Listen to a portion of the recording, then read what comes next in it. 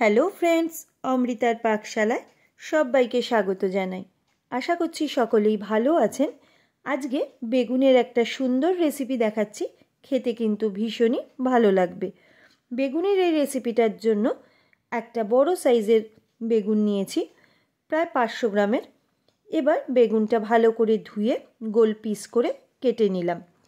এখন লবণ আর হলুদ গুঁড়ো দিয়ে ভালো করে মাখিয়ে 15 মিনিটের মতো রেখে দেব।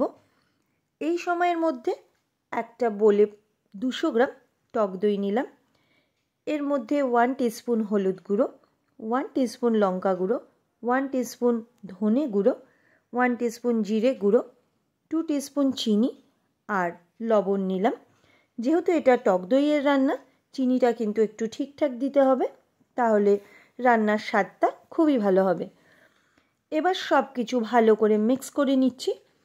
দইটা ভালোভাবে ফেটিয়ে নিচ্ছি, যাতে পরে তেলে দিলে দইটা ফেটে না যায়।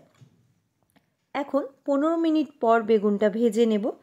কড়াইতে পরিমাণ মতো তেল দিয়ে বেগুনগুলো দিয়ে দিচ্ছি।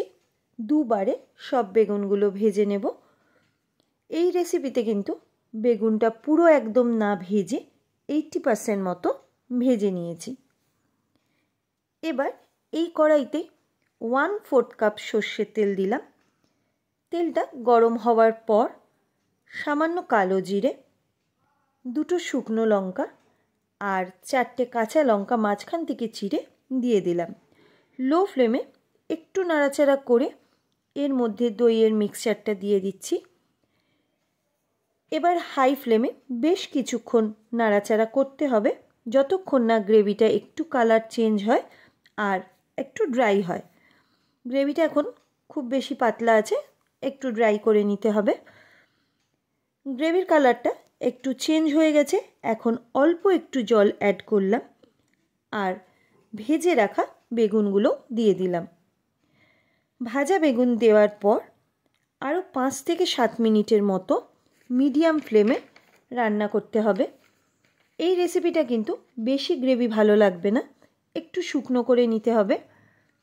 নামানোর আগে কিছুটা কুচি করে রাখা ধনেপাতা উপর দিয়ে ছড়িয়ে দিলাম। এবার গ্যাসের ফ্লেমকে অফ করে কিছুক্ষণের জন্য ঢেকে রাখব। গরম ভাতের সাথে কিংবা পরোটা, রুটি এইগুলোর সাথে কিন্তু খেতে খুবই ভালো লাগে। আপনারাও একদিন বানিয়ে অবশ্যই কমেন্ট করে জানাবেন বেগুনের এই রেসিপিটা আপনাদের কেমন লাগলো। বন্ধুরা, আজকের মতো টাটা। আবারও আসবো আরও একটা রেসিপি নিয়ে। ভালো থাকবেন, সুস্থ থাকবেন।